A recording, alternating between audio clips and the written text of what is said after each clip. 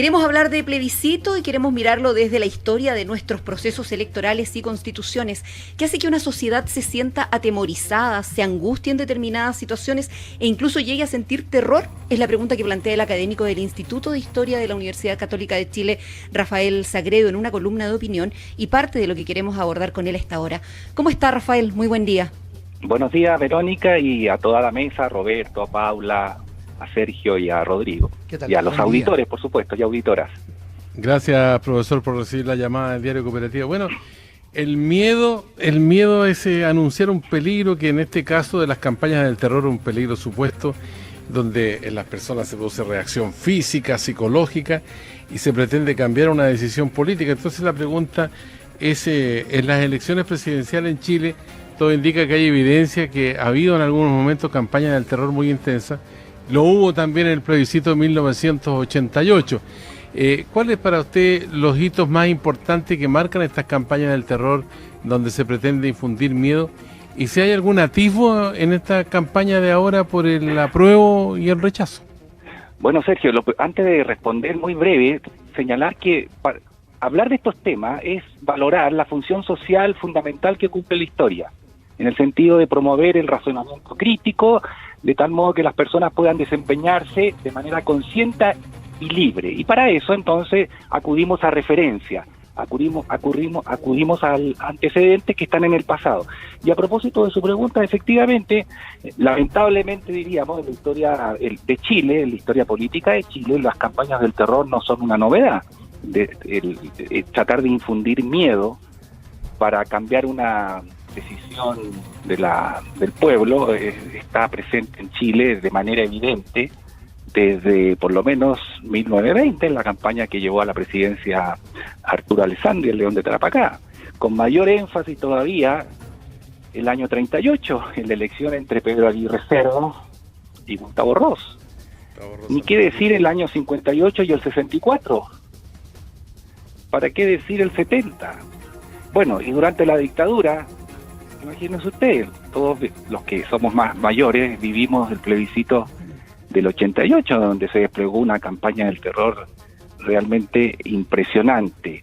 Y después, también, y no solo frente a elecciones como un plebiscito o decisiones como esas, sino que también frente a otras medidas, aprobación de leyes que implican mayor libertad, también se levantan, comillas, campañas del terror, cierre comillas, en virtud de la cual se supone que la aprobación de determinada ley, que normalmente es la ampliación de un derecho para la ciudadanía, va a significar la catástrofe más absoluta. Bueno, y basta escuchar hoy día la propaganda electoral de un sector de la política chilena, y en donde vemos claramente que hay una apelación al miedo, al terror, para tratar de torcer, digámoslo así, una voluntad soberana. ¿Y ha dado siempre resultado esto, no? ¿Estas campañas del terror, o no han dado nunca resultado? Eso es lo más curioso, porque la historia en Chile, hablemos de Chile, porque bueno, campaña del terror hay en todos lados, por supuesto, muestra que no han dado muchos resultados, prácticamente. O sea, pensemos en la más reciente, que está muy viva para muchos chilenos, que es la del plebiscito del 88, ¿cierto? En donde se desplegaron todo tipo de argucias y miedos, imágenes, mitos, etcétera, que como ustedes señalaron en la presentación están en este artículo que publiqué recientemente en CIPER.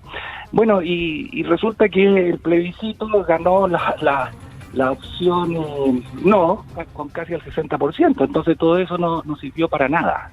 Y posteriormente el temor de muchos que se despliegan campañas del terror tampoco ha cohibido la ampliación de los derechos de la ciudadanía, que es lo que ha ocurrido realmente.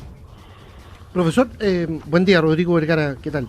Oiga, respecto de cierto movimiento contra la intolerancia que está dando vuelta en el mundo, también ha surgido un fenómeno mundial, internacional, del revisionismo, que llega de alguna manera a Chile, y ahí está el ejemplo de la estatua de Baquedano, de otros símbolos como la misma Plaza Italia. ¿Cómo se sale de eso o cómo se aborda eso desde la experiencia histórica, digo? Bueno, se aborda en primer lugar abriéndose a discutir las cosas, ¿no? No cerrándose como una ostra a plantear que las cosas, que lo que tenemos es propio poco menos que de la naturaleza, así como una ley, como la ley de gravedad. todo lo que tenemos como representaciones, historia, símbolos, mitos, las formas políticas incluso, ¿cierto? Son formas culturales, son formas que se han ido creando, evolucionando a lo largo de la historia de la humanidad. Afortunadamente, en ese contexto también hemos llegado a señalar a los derechos humanos como algo, ¿cierto?, que todos debemos respetar. Entonces, todo esto que llamamos revisionismo es propio de cada época. La historia es hija de su tiempo.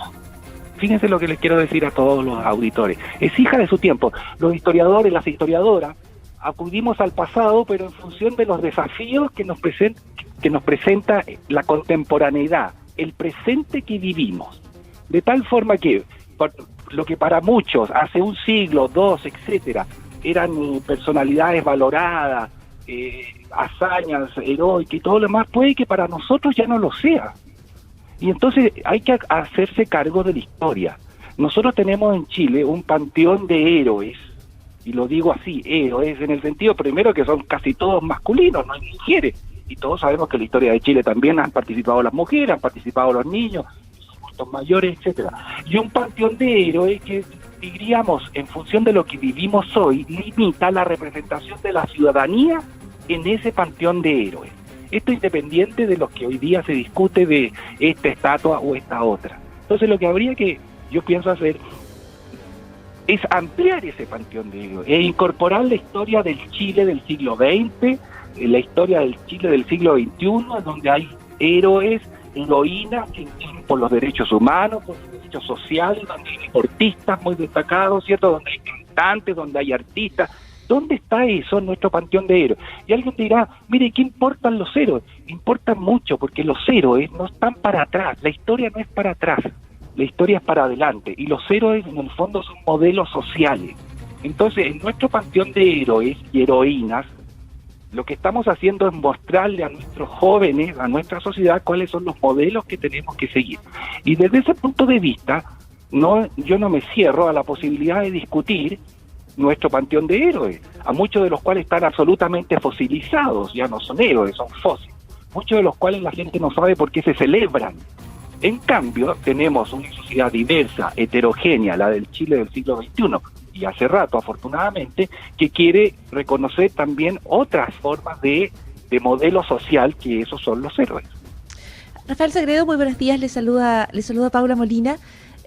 Volviendo al tema de la violencia, una cosa es, y usted lo describe muy bien, el uso de la violencia como instrumento político, ¿no? Usarlo para asustar al adversario, asustar a los votantes, y eso está presente desde 1920 más o menos. Pero otra cosa son los hechos de violencia que efectivamente ocurren, ¿no es cierto? Las más graves, los que van contra los derechos humanos, las personas, las violaciones a los derechos humanos. Y luego también todo el repertorio de la violencia, ¿no es cierto? El fuego, el incendio, el descontrol, el saqueo, que no son parte de las manifestaciones, pero son cuestiones que hemos visto durante los últimos meses. Y yo le quería preguntar ¿de qué manera o cuál es el desafío de generar un proceso constituyente que se separe de la violencia? Porque la Constitución de 1980 surge en la violencia, ¿no es cierto? Surge la violencia de la represión de un régimen militar que restringe las libertades. ¿Qué desafío tendría una eventual nueva Constitución de separarse de cualquier origen violento? Bueno, primero condenando todos los sectores de todas las formas posibles la violencia.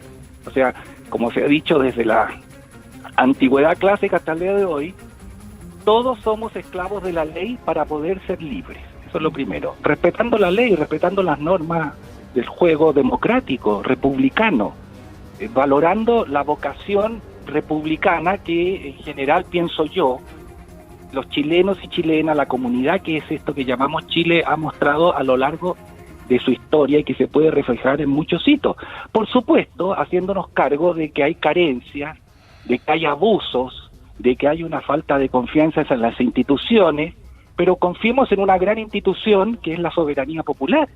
Miremos con optimismo el futuro, y eso yo pienso que es lo que nos saca de gran parte de lo que está ocurriendo, pero esto significa efectivamente, a mi juicio, hacer cambios que permitan una sociedad menos individualista, más inclusiva, ¿cierto?, en que se garanticen lo que muchos consideran derechos esenciales, como son la educación, la salud y la previsión. pero que eso se vea de manera efectiva. Yo estoy de acuerdo cuando se dice que por supuesto una constitución no resuelve todos los problemas, pero es que no solo no resuelve todos los problemas, estoy de acuerdo en eso, pero es un gran paso, porque aquí hay una cuestión simbólica, usted lo dijo, Paul. Esta constitución tiene un origen ilegítimo, pero no solo tiene un origen ilegítimo, tiene una forma de organizar la sociedad que para los chilenos y chilenas de hoy resulta, cierto, absolutamente contraria a sus aspiraciones, y no por una cuestión ideológica, sino porque han vivido la experiencia de esta forma de organizar la sociedad, en virtud de la cual, cierto, quedamos la gran parte de la población queda absolutamente desprotegida, y una de las aspiraciones del cambio constitucional es cambiar esa forma de mirar, y ahí hay un símbolo, hay una representación del abuso, de la inequidad, de la segregación, de que el mercado es lo que decide todo. Hay una negación de las personas, de la cultura y de la comunidad en muchos aspectos, independiente que efectivamente bajo esta forma de organización, con otras que hay alrededor, hemos progresado como comunidad, pero hoy día esto resulta insuficiente a la luz de las situaciones críticas que esta misma organización genera. Yo confío, fíjese, y apelando a la historia, tengo esperanza en nuestra comunidad, esta comunidad que en medio de la dictadura y con una campaña del terror terrible y sin libertad votó no mayoritariamente. Claro. Entonces, Profesor, a eso hay que apelar, creo yo. Aquí hay un sector de la población, con esto termino, que tiene un miedo al futuro, pero el futuro llega de todas maneras, y entonces es mejor modelarlo, adecuarse, participar, que resistirse a algo que parece que puede resultar de todas maneras verificable más adelante. claro. Ahora, profesor Rafael Sagredo, yo quiero preguntarle un elemento nuevo, su opinión sobre un elemento nuevo en nuestra historia, en la historia de nuestras elecciones, de nuestros procesos electorales, que es la entrada de las redes sociales y el rol que han jugado. Hay varios documentales, series en Netflix que muestran investigaciones que muestran que estas han tenido a veces incidencias no deseadas, manejos, qué sé yo, y el proceso que nosotros vamos a vivir con el cambio de nuestra constitución contempla elecciones, un plebiscito de entrada, un plebiscito de salida, elección de las personas que van a conformar la comisión constituyente, qué sé yo. ¿Cómo ve desde su mirada de historiador este nuevo elemento? Bueno, mire, me podrán catalogar de inocente, de soñador, pero para resolver eso, mucha educación, cultura e historia. O sea, formar pensamiento crítico, formar la capacidad de que las personas puedan analizar, jerarquizar, decidir en función de antecedentes plausibles.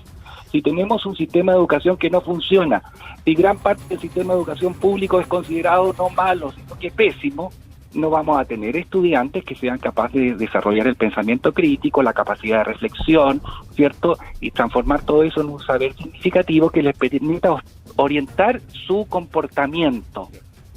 Eso es lo que yo pienso que nos ayudaría, claramente. Entonces, de alguna manera, cuando se ve todas estas explosiones de violencia, muchos muchachos que son absolutamente estigmatizados por su comportamiento o su desapego a lo que se supone es la democracia y los valores republicanos, pero bueno, yo me pregunto también qué responsabilidad tenemos como sociedad de formar personas que viven de una manera tal que no se sienten partícipes de nada.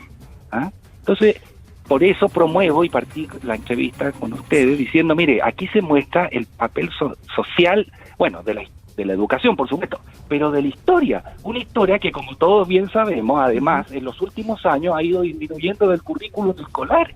Entonces, yo digo, no se le puede pedir peras al olmo. Si nosotros no hemos hecho el trabajo previo, no nos sorprendamos de algunos de los resultados que tenemos. Pero bueno, como dije, soy iluso, pero te conozco la historia también, o presumo de conocerla, y tengo esperanza porque nuestra comunidad, esto que llamamos Chile, también ha dado muestra de que en momentos de decisión, en momentos fundamentales, está, digamos, a la altura de lo que suponemos es nuestra aspiración republicana y democrática. Es el académico del Instituto de Historia de la Universidad Católica, Rafael Sagredo, conversando en el Diario de Cooperativa. Muchas gracias, Rafael, que tenga un buen día. Igual para ustedes, muchas gracias. Gracias, profesor.